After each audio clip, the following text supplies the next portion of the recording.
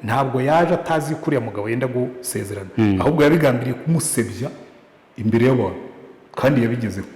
Rero bivuga ngo nubwo yabikoze nabi wenda icyo yarekaramaga gifite ishingiro ariko uburyo yabikoze nyine Pastor yari kubigenza ati ku bwanjye yari kuba umudamu kuba yaje kure byagaragaye n'umubabaro mwinshi afite abana mu rusengero ibi birori bikambyitenga ibirori bigahita bihagarara iyaza kuba ari wowe wenda uri imbere wari kubigenza gute Pastor? Oya ariko ibyo abapastori bakoze nanjye nari kubikora kubera iki kubera ko ntabwo wabona umuntu umaze gutera urusaku nka ruriya mu rusengero harimo ibintu bya irregularity nawe utagenzuye neza. Ibi bikorwa nk'ibi ngibi bifite ingaruka ki ku muryango ko abantu benshi bababajwe n'uburyo bari abana wabonaga barira mu gihe biriya yewe nanjye nibyo byambabaje kuko ibikorwa nka biriya ubundi umuntu wabyaye abana batanu akababyarana n'umugore. Pastor aba bantu bafite uko kumva kwabo ko kwikingiza rwose reka batabyumva ni bafatirwa izo ngamba zo ko hari service batazahabwa mubona bizahungabanya iki? Ntabwo yewe byo nabishyigikira kuko ukriminaliza umuntu ngo nuko yanze gukora ikintu ubundi kigomba gukorwa ku bushake ntabwo biba ari byo. Ubwo butangiye gukandagira uburenganzira bwe. So niba adashaka kwikingiza ariko ubundi tutabishyizemo umugaga ahubwo reka mbanze mbwira abantu b'abayobozi n'abandi umubare w'abanyarwanda batazikingiza kubera ubwo buhanuzi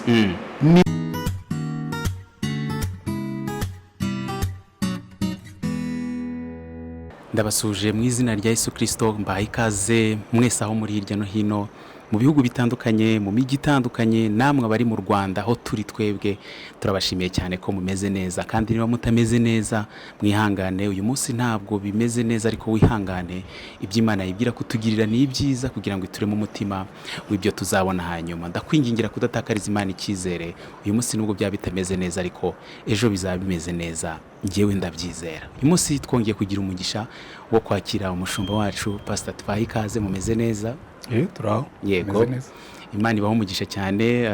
Ntabwo ngiye nkunda kuvuga ngo abantu ngo umuntu baramuzi kubera ko nta gipimo kiba gihari kigaragaza ko umuntu abantu bose bamuzi. Niyo mpamvu niyo twaba twaraganiye ku zindi ngingo zitandukanye ntabwo ngira ngo byabuza kwibwira abantu bagiye kudukurikira. Yewe nitwa Pst Rutayisire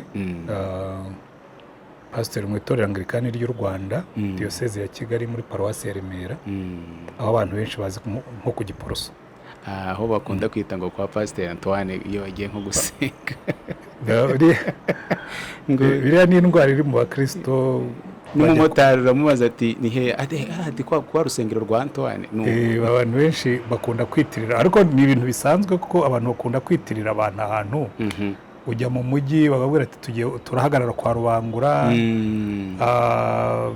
kera nta nubwo ari n'ibintu bishya umuntu yazamukaga igikondo ati turahagarara kwa Mironko n'ahitwa kwa Mushimire ukagenda kwa Mushimire Kimironko abandi ugasanga kwa Masasu Masoro kwa Gitwaza n'umuhanda wo kwa Gitwaza barawitiriye cyane none sinzi na Paruwasi ya Anglikani batangiye kuyitirira Rutayisire kandi ariko ibyo ni ibintu bisanzwe mu bantu Pastor byumva bwa mbere ntago byagutunguye wenda buriya hari igihe abantu batinya baringa uzabona hari igihe ahantu haba hari nk'umuntu urumva ntabwo ari abapasitori bose bahagarara bicara imbere ya kamera ya Dominique na Zaburi nshya nande hari abantu baba bafite akanwa nyine bahora bavuga ni nk'uko nyine abantu bajyaga bagenda bagera hariya epfo bakavuga ngo ni ku giti cy'inyoni kagira ngo hari inyoni zibi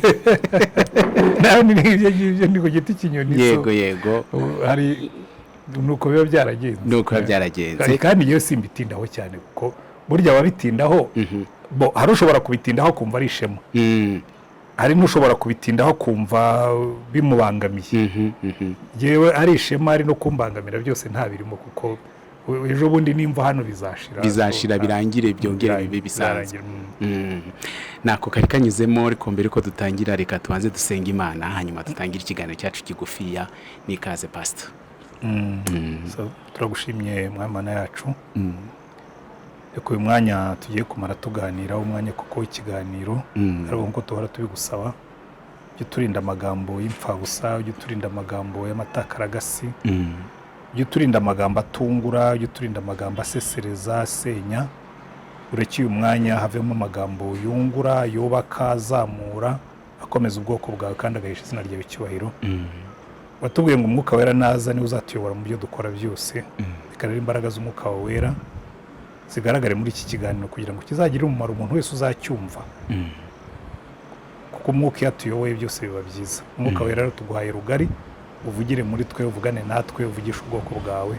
Umwami wacu ahabwa icyubahiro, ubwoko bwe buhabwa umugisha. Mu izina rya Mwami wacu Yesu Kristo. Amen. Amen. Ikaze mwese, twizera ko mumeze neza. Twakiri umushumba Pst Rutayisire, Imana iguha umugisha. Hanyuma ingingo nifuje ko tuganiraho uyu munsi, Pst Urukingo rwabaye urukingo ku isi yose. Wenda nabonye no mu Rwanda byarahageze.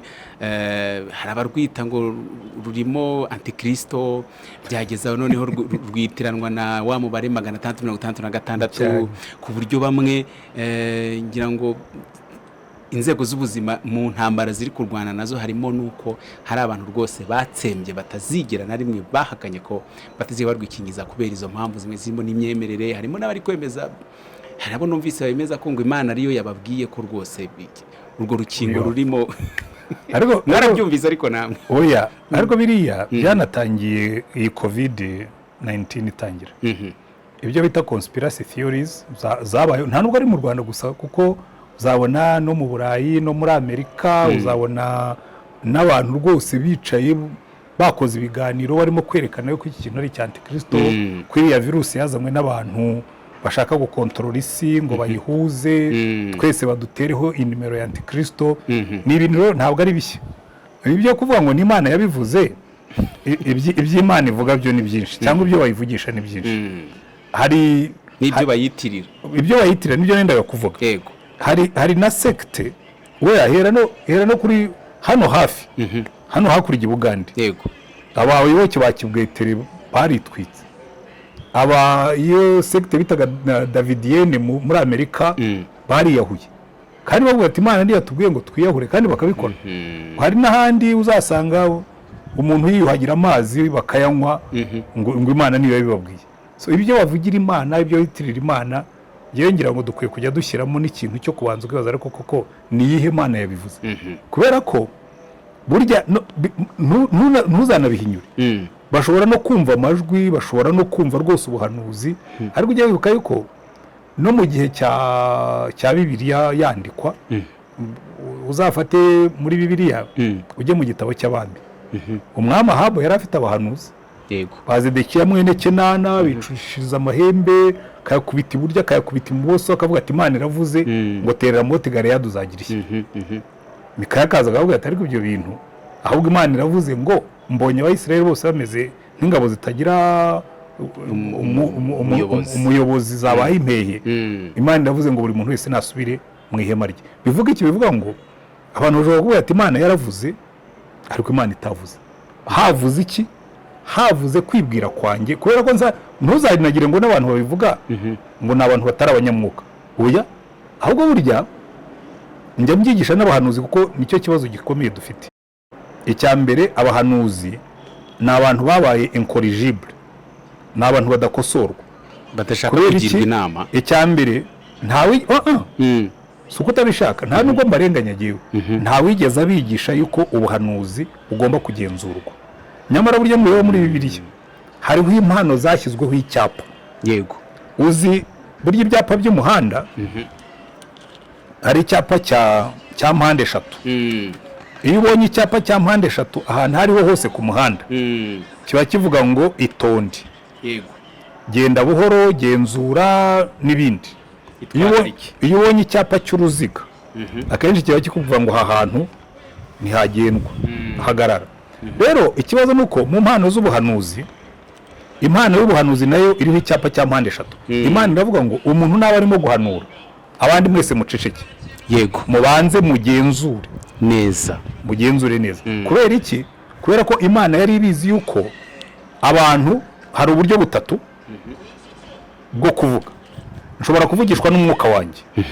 Ngewe Rutayisire Antoine nkaba mfite ibintu nanga, cyangwa numvise amakuru menshi ariko kuko abantu bamenyereye nk'umuhanuzi noneho nkakoreshwa na mind yanjye nuko byumva uko mbyumva noneho uko ngenda mbitekereza uko ngenda mbyinjizamo nkagira ya conviction njya ngira iyo umwuka njeho noneho nkabisohora nzi ko ari umwuka ubivuze ariko sinanabone ko ari uko nabanje kubitekereza cyane nshobora no kugwa n'ingero yego hari igihe twebwe dukizwa muri za 80 na kangahe bishyira 90 icyo gihe hari imbaraga z'ubuhanuzi pe hari abana twajyaga duterana cyane cyane ntangira gukora muri JB twari dufite abantu ba JB bakomaga mu bajyaga koma akarondora abantu bose mu cyumba noneho bukeye haza umwana w'umukobwa nari naranamwigije muri segonderi yagiraga umusatsi w'amarende ukaba muremure rwose ukamera nk'uw'abazungu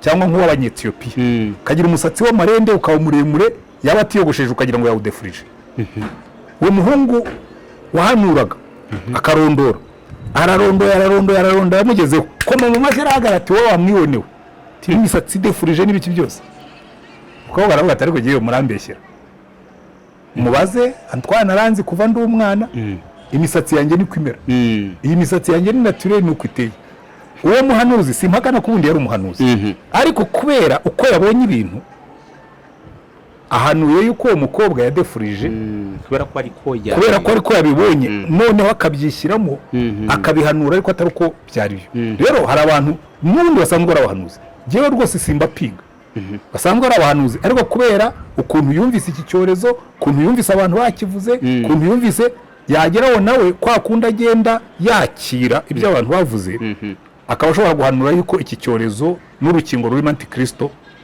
kubera iki kubera ntuzaye uko abyumva kategori ya kabiri ni abantu bashobora guhanura ibintu kubera ko na satani ashaka kuyobya abantu kubyo nabyo abahanuzi b'ibinyoma baho kategori ya gatatu rero ni n'abantu babivuga akavuga ati rwose Imana yavuze akenshi ntanabishyire no ku Mana akagendera kuri bya bindi abandi bavuze ntiyari asanzwe ari umuhanuzi ariko agahinduka umwigisha wiyongera kumvisa abahanuzi babivuga so icyo bivuga ni iki rero reka tugaruke kuri iyi coronavirus coronavirus ikiza yatunguye isi abantu bose irabacanga mu bihe nk'ibyo ngibyo iteka ryose iyo habaye za calamité naturelle uzarebe na za bubonic plague zabayeho mu Burayi nyuma y'intambara ya mbere ni ya mbere y'isi ya kabiri ni ya mbere ariko bubonic plague nayo yagize ubuhanuzi bwinshi ndetse abantu bahanura yuko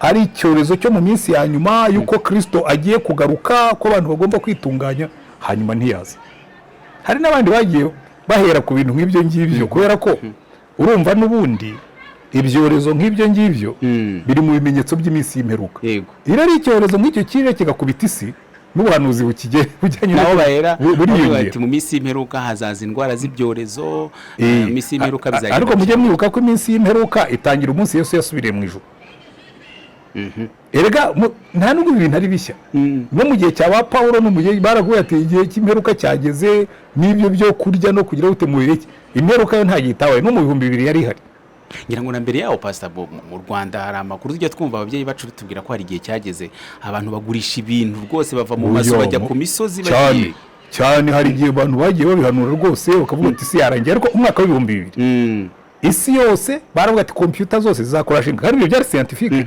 computer zose zizananirwa gukora icyo bari bahise ngo ni Y2K umwaka wa 2000 computer zose muri digital system ntizaba zigikora ariko formule yahise iboneka birarangira ariko abantu bari batangiye no kuzanamo izo za conspiracy theories ababyibuka neza na hano mu Rwanda umwaka wa 2000 watangiye turi muri stade abantu bategereje ko isi iri burangire yego abandi bajya mu nsengero cyane bari bagiye gutegereza Yesu nyine bavuga ati isi nirangira niba irangira twegereye Imana rero n'iki cyorezo urumva icyorezo kiraje gikubisa umunsi umwe kiratunguranye twacyumvise mu kwezi kwa gatatu umuntu wa mbere ngira ngo bamubonye itariki ya 14 z'ukwa gatatu niba nibuka neza 14 iminsi ikurikiye yose insengero ziba zafunze bagisiye muri lockdown urumva guhangayika birumvikana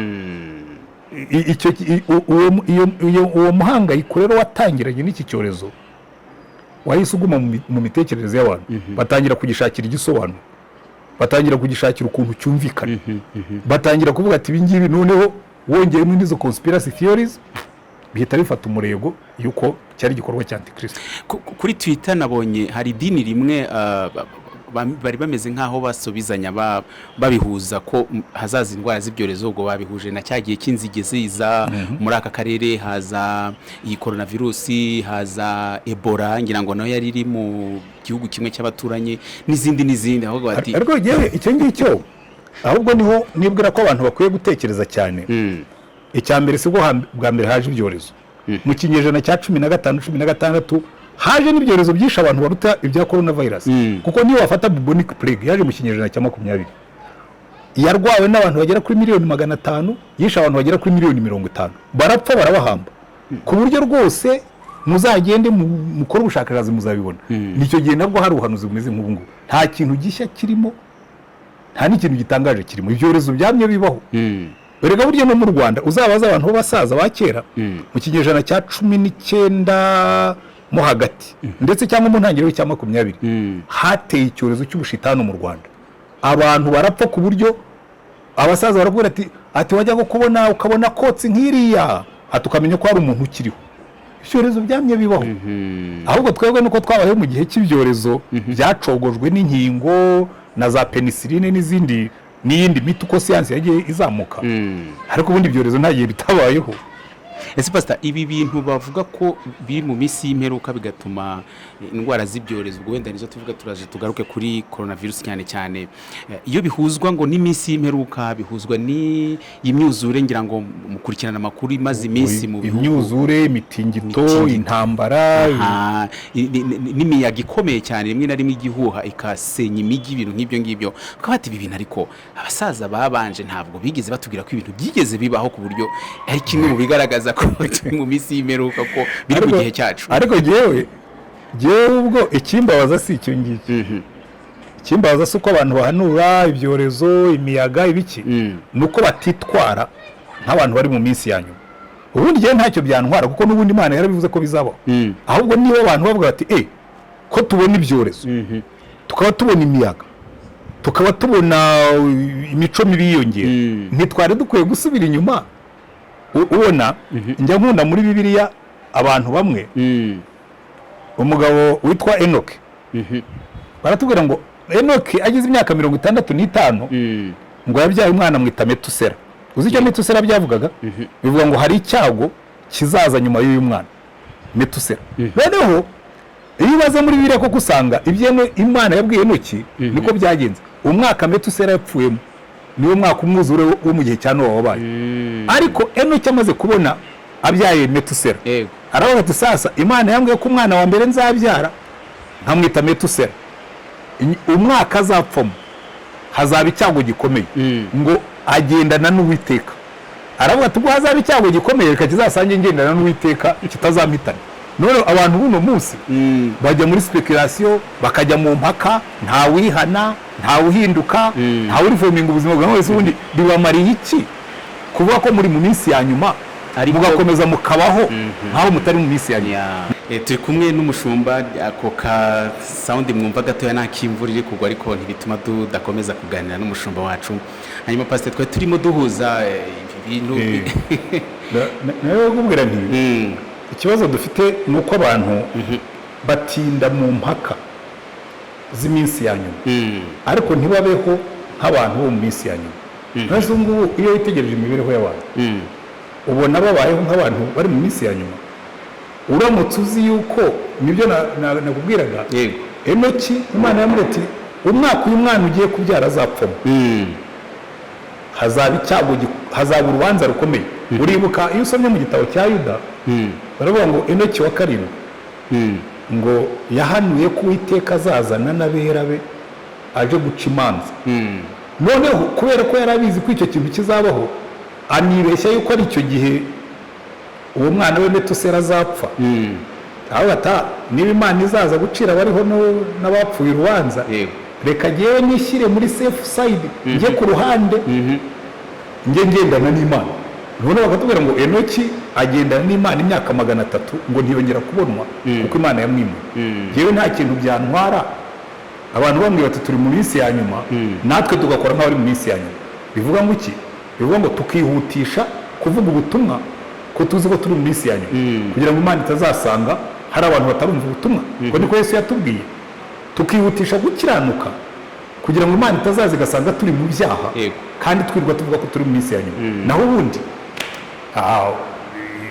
intambara zizabaho na Yesu yarabivuze ati rwose iby'intambara ntimubitindeho intambara zizabaho ubwami buzatera ubundi bwami ibihugu bizahagurukirana hazabaho inzara hazabaho ibyorezo hazabaho imitingito hazabaho ibimenyetso mu ijuru sibyo ntabwo byagombye kudutunga ahubwo byagombye kuvuga ngo ibi ngibi ni ibituburira ngo duhindure imibereho yacu. Pastor, ubu buhanuzi bugenda buza n'ibijyanye n'imyizerere y'amatorero n'amadini amwe n'amwe cyane cyane bikasa naho byitsa ku kijyanye no kwivuza kugira ngo byigeze no kuba bijyanye na mitiweli bamwe bakanga rwose kuzifata hari abigeze kuvuga ko batazigira bishyura amafaranga y'umutekano aya ngaya mu nzego z'ibanze abaturage baba basabwa ibyo bintu ntabwo ari ibyo byonyine urumva mu bihe byose ugiye no muri Amerika uzasanga gurupe yitwa aba Amish ntibagenda mu modoka bagenda ku ndogobe ntibanywa amata ni ibintu by'imyizereriza uhari undi wafata n'abayehova ntibasezerana ngo bafate ku idarapo si uko banga gusezerana ariko ntibafata ku idarapo ngira ngo no gutora ntibatora oya mu murenge ntibanze kujyayo ahubwo imirenge yanga kubasezeranya nabyo hari n'igihe njya mbakorera ubuvugizi nkavuga nawe se aba bantu niba mwarabemerewe gukorera mu gihugu mukaba mushaka ko abantu biyandikisha mu bitabo nimubadohorere gufata ku idarapo ntabwo ari kitujyana mu murenge ntabwo tujya mu murenge tugiye gufata ku idarapo tujya mu murenge kugira ngo mu bitabo by'irangamimerere tumenye ko uyu mugabo n'uyu mugore hari abanyarwanda basezeranye narahira adafashe umenya ariko no kurahira batabyemera naza asinye yuko yarongoye uwo mugore nibura tujye tumenya aho tubabarira ariko ibyo ngibyo reka niyo kubitindaho ariko biragaragara yuko mu myemerere yabo ntibahagarara imbere y'idarapo ntibarifataho ariko ni abanyarwanda rero igihe nkunze no kubwira abantu b'abayobozi ntabwo ariko ubundi hari igihe mu mbabarire ku byo ngiye kuvuga hari igihe Yesu yavuze ngo abantu ngo bamimina imibu ingamiya bakazimira bunguri hari igihe dutinda ku tuntu dutoya iby'ingenzi ntitubitindeho reka nkubwize ukuri abantu bafite ubwo buhanuzi abantu bahakana ko badashaka kwikingiza ni bake cyane ku buryo ngewe nta n'ubwo bambuza gusinzira ubundi mu Rwanda tutarita kuri abo bavuga ngo ntibazikingiza ubundi nkingo ejo bundi uyu mujyi ntibaduhamagaye ahubwo umubare ukarenga ibyo batekerezaga nibaza n'ingingo dukingira ababishaka abatabishaka ubwo nabo bazagera aho badukurikire cyangwa basigaremo kuko n'ubundi umubare wasigara ni muke cyane ku buryo ntabwo wakwica igihugu. Ubu rero hari imvugo ivuga iti abikingije bategereje abatarikingije ko bapfa ariko n'abatarikingije bategereje ko abikingije bapfa. Oya ibyo ngibyo yewe nkunda kubiseka cyane ndamubona gutanga urwenya iwanjye hari igihe twamaga igikoma ariko n'ubundi igihe igikoma njya nkinywa nuko abantu bavuga ngo ntuzavuge ko igikoma uri umugabo ndi muri lockdown bavuga bati niyo gahunda ikurikiye hari abantu hari umugenzi wawe twaganiraga ejo bundi aravuga ngo umugabo w'igikoma ntamenye igikomye mu nzu ndavuga ngo ibyo ngibyo nizo n'imvugo z'abagabo kuko igikoma ni igikoma abazungu banywa porridge kandi nta kirusha igikoma ariko si ibyo nendaga kuvuga noneho twari twaguze ifu y'igikoma itameze neza umukozi aragiteka kiracika hano barakireba batati iki gikoma umukozi yakiroze tu noneho ndazi igihe ndagitikura ndinywera abana bicara areba bati muzehe arabiduka muraza kumubona hanyuma bategereza yuko biba baraheba abakoze ko rya sengesho rya muzehe ribamo ibanga tuzi ko ntacyo yabaye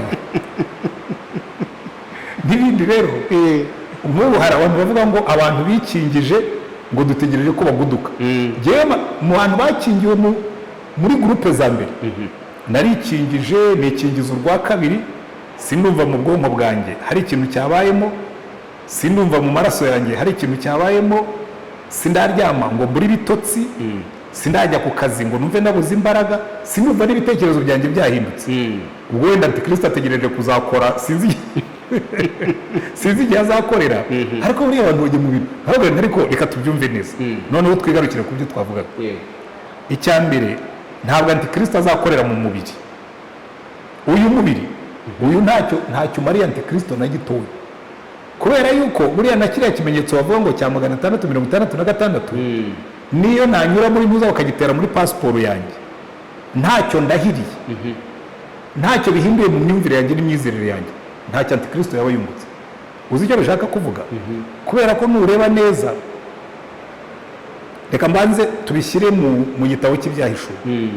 Baravuga ngo hazamuka inyamaswa ivuye mu butaka, ngo yari ifite amahembe nk'ay'umwana w'intama, ngo ariko ikavuga nk'ikiyoka, ngo itera abari mu isi bose gushyirwaho ikimenyetso cya ya nyamaswa ya mbere yapfuye hanyuma ikongera ikabaho. Sibyo? Bikubwira ngo irema igishushanyo cya ya nyamaswa, ngo itegeka abantu bose kukiramya. So bikubwira ngo kuba umuntu yankingiye ntansabe kugira icyo ndamya, nta kiganza cya Antikristo kirimo, kuko ikiganza cya Antikristo kizagaragarira mu guhakana Kristo, ukajya kuramya icyo kimenyetso kindi, iyo nyamaswa yindi.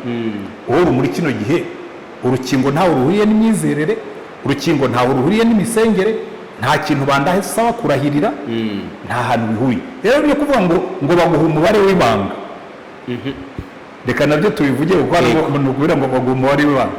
None se ubu ko dukoresha telefone zifite pini, umubare w'ibanga nkawukoresha iyo nkoherereza amafaranga, ku cyo batabita Antikristo?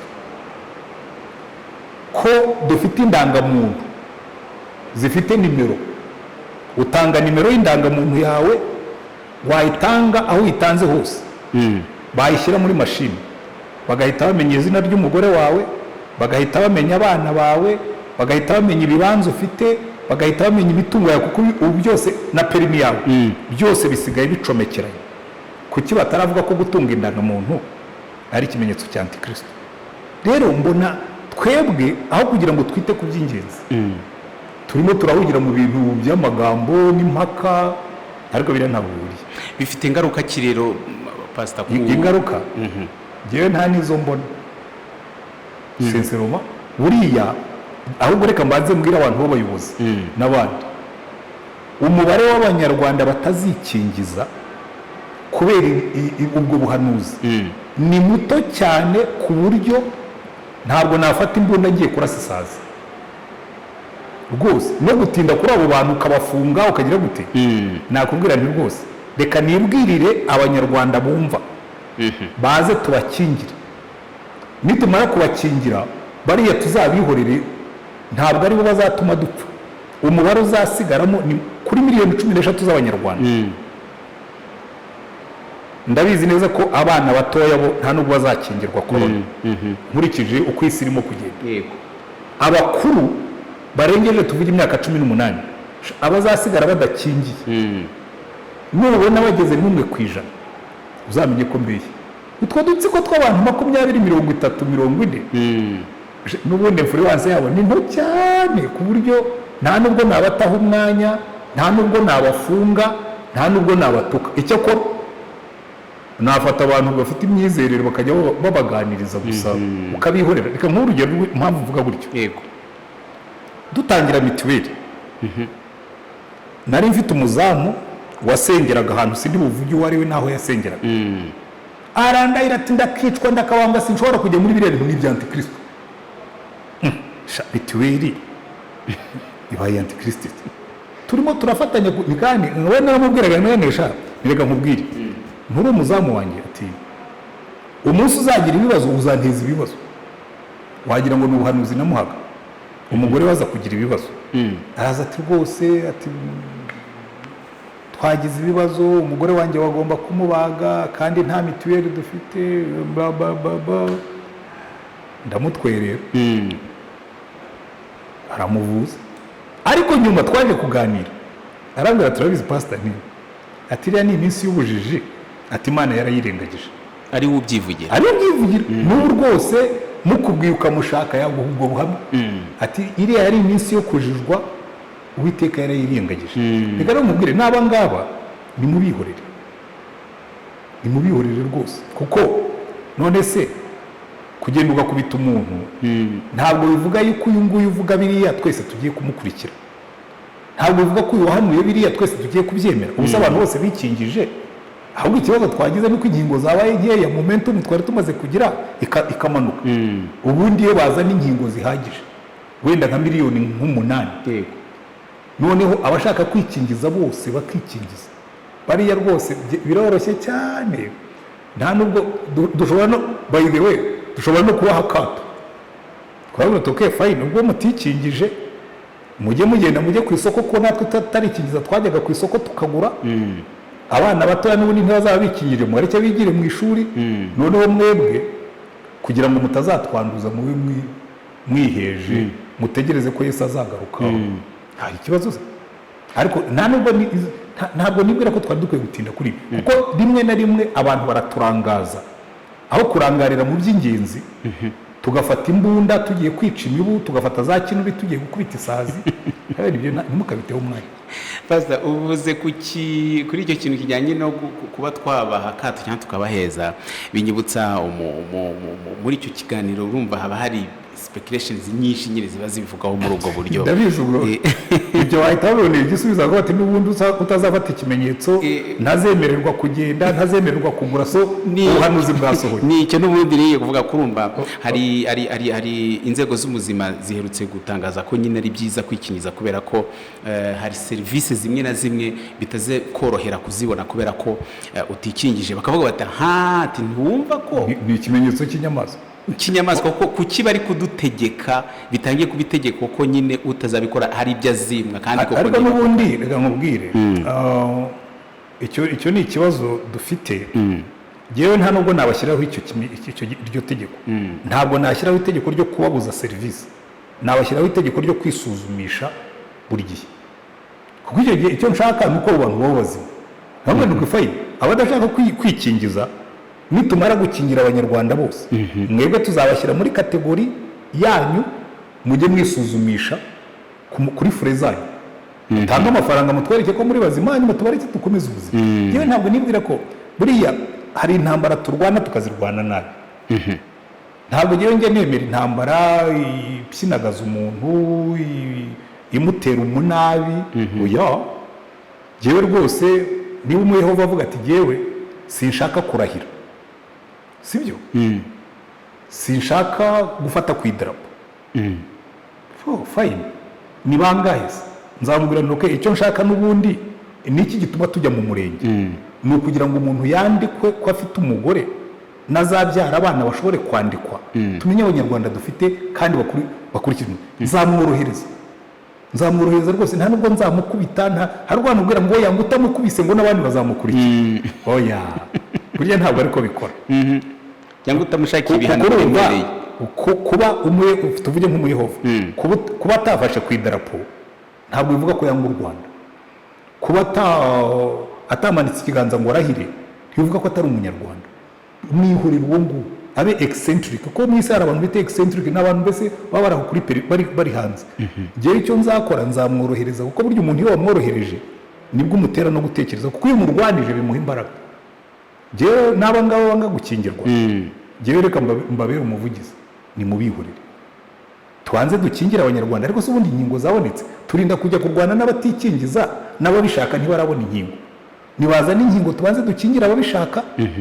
Uwo mubare ni muto cyane ku buryo abazasigara inyuma tuzabafatira ibyemezo bitatubangamiye nabo.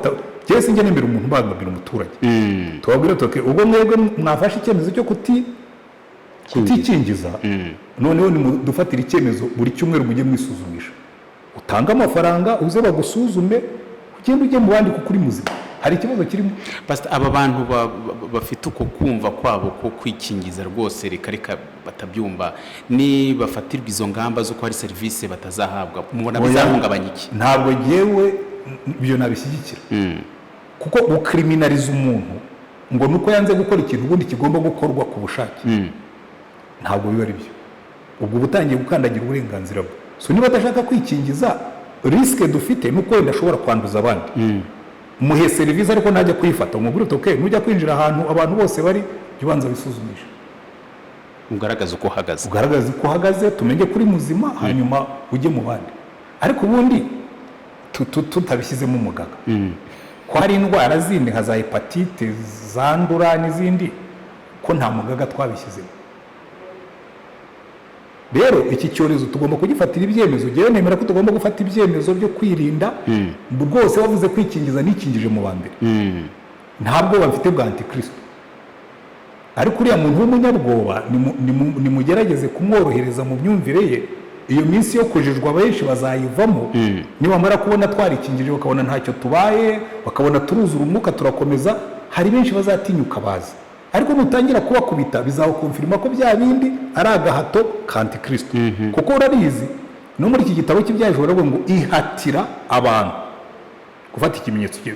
Rero nta muntu dukwiye kubihatira. Ntabwo bahereye bati niba hajemo guhata, wajemo guhata, ubwo hajemo gutegeka, ubwo hajemo kwima uburenganzira, bijyanye n'ibya antikristo. Icyo gihe uba wongereye satani imbaraga. Uburyo bwo kwambura satani imbaraga ni ukugendera mu mbuto z'umwuka, ugashyiramo kwihangana, ugashyiramo ingeso nziza, ugashyiramo urukundo, amahoro, hanyuma ba bantu ukabatwaza neza, ukabagaruza neza. Ngewe nemera yuko abantu bose ubampaye ngo mbayobore, nabo tudatekereza kimwe, sinabagira abanzi banjye. Batwazi neza, ubumve mu myumvire yabo. Ariko ikibazo tujya tugira nuko rimwe na rimwe umuntu yumva agomba gufata igipfunsi, agafata kinubi, agafata inkoni. Oya, burya ntabwo umukwabu uhindura abaturage, ahubwo batera kwigumura cyangwa kubyumvira batabyemera. Ngewe nshaka kubyumvira ku itegeko. Reka duhere ku babyemeye, tubanze tubakingire. Ba bandi batabyemeye, nibabona ba bandi babyemeye ari benshi kandi ntacyo babaye, bakabona kandi turacyasenga tutabaye abapagani, bazavuga ati ariko dushobora kuba twaribeshyaga, kuko kwibeshya bibaho, kandi abantu bashobora kwibeshya. No kuba umuntu yatinda kumva ibintu wenda cyane uteye ubihereye naho yaturutse. Kandi noneho dukurikije ko no ku isi n'ubundi nta gihugu kirakingira abaturage 100%. Reka twebwe dukingire abo dushobora gukingira. Igihe tuzajya kugera kuri 98% by'abo tugomba gukingira, hari umubare munini w'aba bandi bumva nabi uzaba waramaze guhinduka. Mu bamaze kwikingiza, kimwe mu bintu bituma bakwepa urukingo, turagana ku musozo, bahabwa amakuru y'uko hari bamwe bamara kwikingiza bakagira kutamera neza mu mubiri. Ariko ibyo ni ibintu bisanzwe. Twese twakingije abana, cyangwa tukiri n'abana natwe twarakingiwe, kuko inkingo burya zatangiye kwamamara muri za 60 na kangahe, badukingira ubushita, badukingira za mugiga n'ibindi. Ariko nk'umuntu wakingiwe ubushita, ndabizi natwe twarabukingiwe. Yewe urukingo rw'ubushita wararwaraga ukagira ngo wafashwe na malaria.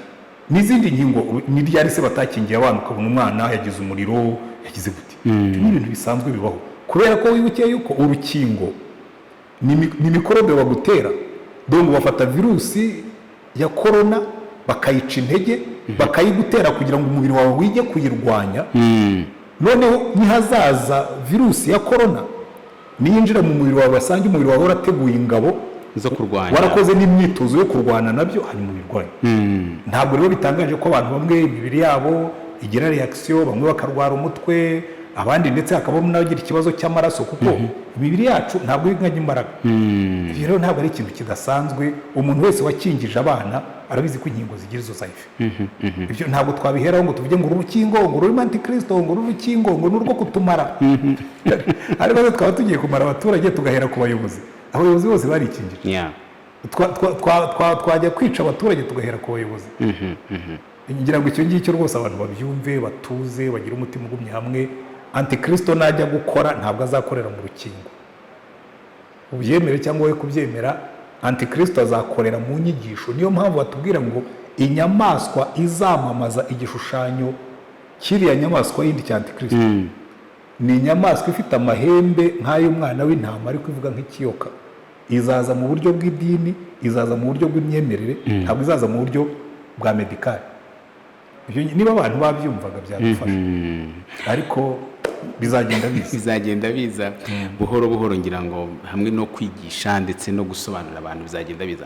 Pastor, dusoza, mutekereza ko biterwa n'iki kuba izo speculation zizamuka ziza kandi wenda mu bindi byorezo zitarabayeho ariko ubu ngubu bakaba ariko ziri nta gihe bitabayeho mu byorezo byose byabayeho wenda mu byorezo byabaye mu Rwanda amadini ataraza iyo mitekerereze ya antikristo ibimenyetso by'inyamaswa ntabwo bari kubivuga badafite Bibiliya ariko mu bihugu bifite Bibiliya mu kinyejana cya 16 habaye ibyorezo byamaze abantu iyo bubonic plague navugaga yisha abantu mu Burayi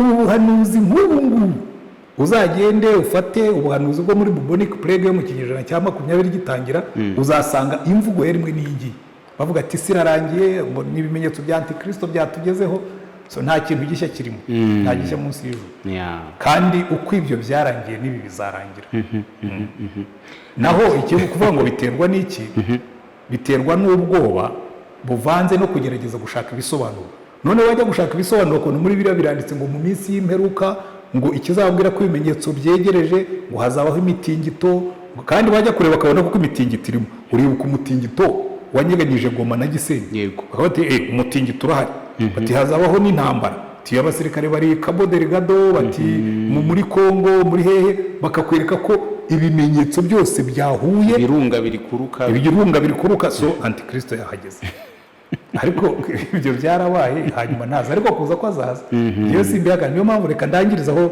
nigeze kuvugaho ubwo muvuga yuko ari iminsi y'imperuka ni mwitware nk'ari muri icyo gihe mwongere kwizera Kristo mumwegere nimurangiza mwitegure mubeho nk'abari mu minsi ya nyuma kuko abantu baritwara nk'abari mu minsi y'ibirori barangiza bakakubwira yuko bari mu minsi y'imperuka so nimwitegure ibintu bihabanye rwose abari mu minsi ya nyuma so imyitwarire yacu tuyihuze n'ibyo ngibyo jewe nta kibazo mfitemo rwose kuba ari iminsi ya nyuma n'ubundi kuvaho Yesu yasubiriye mu ijuru twinjiye mu minsi ya nyuma kandi aho azazira azasanga niteguye icyo nicyo cyangombwa. Pastor murakoze cyane reka dusoze ikiganiro uvuze ku kintu kijyanye no gusezerana hakantu ise nibuka kabaye kaja ibintu byo social media yabaye social media ubukwe ngira ngo hari ubukwe bwa busa naho bwaburijwe muri ariko nabyita kubera umugore yaje asanga undi mugabo ari igiye gusezerana n'umukobwa ubu ngubu ngira ngo bisa naho byabaye binini cyane kuko byaje kugaragara uko filime yagenze cyangwa se niba ariko nabyita uko amateka y'urwo rugo yagenze umugabo agata umugore. Pastor ya nkuru mwayimenye ntabwo ari ibintu bisanzwe mu nta kuntu ntayimenye cyane number 1 kuko abere muri mwe muri paruwase zacu yego hano mu mujyi ariko giye simbona n'impamvu mwayigize nini cyane kuko abapastori icyambere ntabwo bari muri paruwase yabo uwo mukristo yari yavuye mu yindi paruwase bivuga ngo ntibari basanzwe bamuzi kuko yari yasabiwe yuko asezeranira hariya so bivuga ngo nta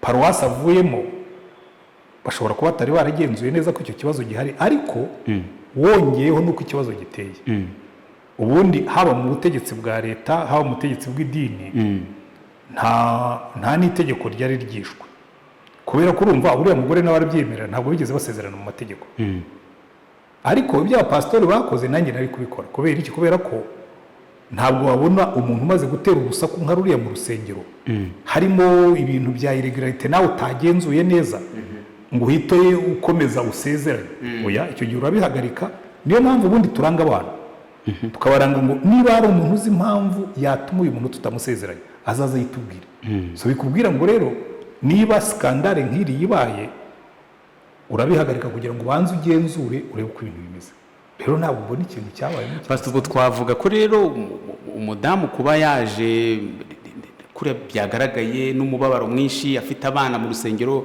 ibirori bikambyite ngo ibirori bigahita bihagarara iyaza kuba ari wowe wenda uri imbere wari kubigenza gute Pastor oya iyaza kuba ari yewe nanjye buriya kuko nari kubahagarika nkabanza nkagenzura ikibazo uko kimeze ariko ubundi by the way hano twebwe ntabwo ngira ngo mu minsi iri imbere bishobora kutazajya kubiba kuko ubu ngubu mu matangazo dutanga duha abakristo kese nkiriya twigeze kwenda kuyigira hano muri paruwasi ya Remera umukobwa yaje kundeba ari kwa kabiri arambwira ati nzi ko kuwa gatandatu muzasezeranya umuhungu runaka na nyiranaka, sinenda kuvuga amazina. Yego. Arambwira ati pastor, ati wari wabona skandale mu rusengero, wari wabo ubukwe bwari bwahagarara ntoya. Ati kuwa gatandatu hari ubukwe buzahagarara. Ati umuhungu witwa kanaka twabyaranye umwana, none yanyimye indezo yasezeranye ko azajya atanga. Ati kandi amaze amezi 3 atayitanga, kuwa gatandatu nzaza n'umwana we mpagarare mu rusengero nimuvuga ngo ninde utambamira ubukwe, ko twebwe turabigira mu ntuza yacu. Ninde utambamiye ubukwe? Ati mpaguruke mvuge ngo ndi hano. Ndamubwira ibyo bintu biri serious. Mfata telefone, allo kanaka na nyiranaka, mushobora kuza mukanyitaba mu isaha imwe mungezeho, ubundi ni mutaza kuwa gatandatu ntimuzasezerana. Umuhungu yaraje azana na fiancé we, ndabunga no kwembwira umukobwa yitwa nyiranaka uramuzi, ubwo ndimo ndahina inkuru. Yego. Ati ndamuzi. Mwabyaranye umwana? Ati pastor, to ninde urimo kunyicira ubukwe, nakubaje ikibazo bari cyo nsubiza. Ageze aho arabinyemerera, ati dufitanye umwana. Warabyemeye yuko uzajya umuhindezo? Ati narabyemeye. Kuki utahiruka kuyimuha? Ati nari mfite ubukwe, urabona bisaba amafaranga menshi na baba. Uyu mukobwa wigeze umubwira ko ufite umwana atoye? Ubwo rero utangiye nabi. Number 1, mademoiselle, urabyumvise ko uyu mugabo afite umwana? Ati sinari mbizi. Okay. Urakomezanya nawe cyangwa urabihagarika? Atoya. Ati ndakomezanya nawe. Noneho mwembi nimujyane mujye ku murenge, wandikisha attestation de paternité, wemere kuri ya mwana ari uwawe, nawe madamu usinyire yuko mubyemeye kuri ya mwana muzamuhindezo, hanyuma muyinzanire, mpamagara uriya mukobwa nyimuhe, hanyuma namwe mutware kopi, hanyuma kuwa gatandatu nzabasezeranye nta kibazo. Kuko umuhungu yarasambanye agatera inda, ntabwo bimubuza gusezerana kuko ntiyigeze asezerana. Ariko kubyara umwana ntagire uburenganzira, ntabwo ibyo nshobora kubyihanganira. Tugomba no kurengera abana. Pastor, abavuze ko rero uriya mudamu winjiye kuri yano n'abana mu rusengero bamufata nk'umunyamakosa ko ngo yateje akavuyo, niba ariko nabyita ngo mu rusengero. Wenda ibyo yakoze byari bifite ishingiro, kuba yarabikoze nabi nanjye ndabyemera kuko ntibyari ngombwa kubikorera hariya. Kuba yarashebeje bariya abantu byo nibyo, kuko byo bashoboraga kuba barabikemuye imbere, kuko kamemu ntabwo yaje atazi kuriya mugabo yenda gusezerana, ahubwo yabigambiriye kumusebya imbere y'abantu kandi yabigezeho. Rero bivuga ngo nubwo yabikoze nabi, wenda icyo yarekaramaga gifite ishingiro, ariko uburyo yabikoze nyine Pastor yari kubigenza ati ku bwanjye yari kuba yarabivuze mbere, kuko nubundi urumva uriya mugabo yararanzwe. Niba koko barakoze umurimo wabo neza, yari afite uburenganzira bwo kuza akabwira pastori mbere y'umunsi w'ubukwe, kamubwira ati uriya mugabo ugiye gushyingira kuwa gatandatu, dufitanye abana 5, ntabwo twigeze dusezerana mu mategeko, ariko ndashaka yuko mumfasha, number 1 akansubiza abana banjye 2 yatwaye, kuko baracyari bato, ibyo ngibyo by'amategeko arabimwemerera, n'abari abandi akabandikisha akabemera, akanyemerera ko azajya mpindezo. Ubundi nuko ikibazo cyari bivuga ko ariko yabimenye nyuma pastor, nta yabimenye nyuma umunsi ngo w'ubukwe cyangwa buracyubukwe buba ku buryo. Ntabwo ikintu nka kiriya wakimenya ko kanya, kuko niyo akimenya mu gitondo yari kubibabwira isaha imwe mbere y'ubukwe. By the way, n'uwakoze kariya kantu ubibona ko basubiye inyuma bakora montage. Yego.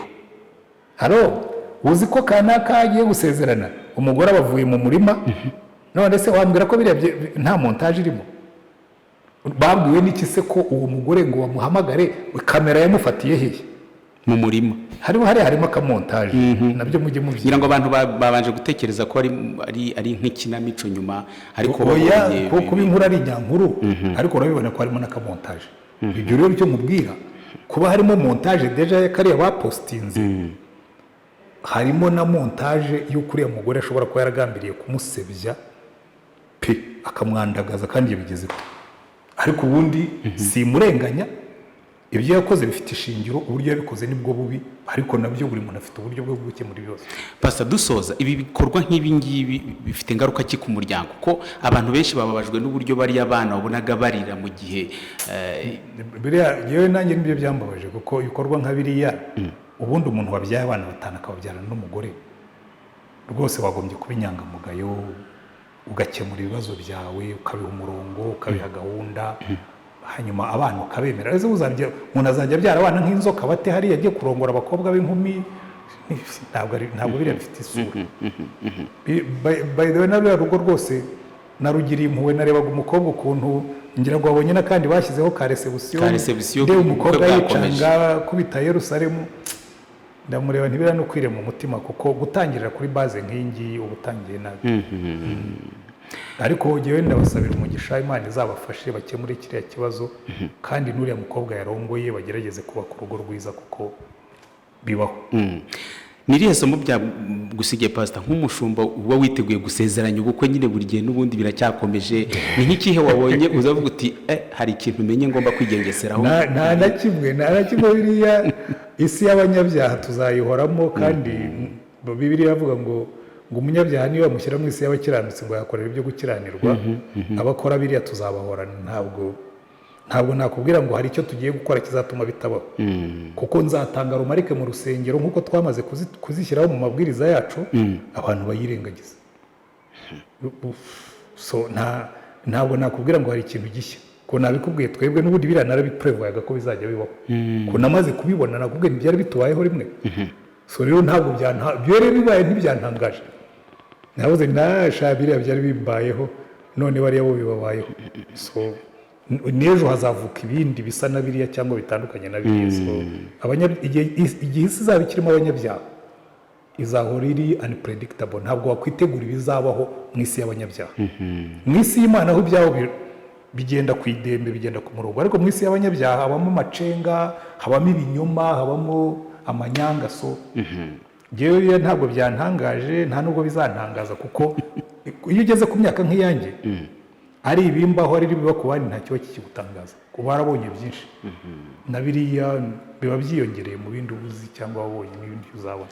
Ikibazo ni uko abana aribo babigenderamo mu gihe bakuru cyangwa ababyeyi bo abana kovisi yaremwe abana babigendeyemo.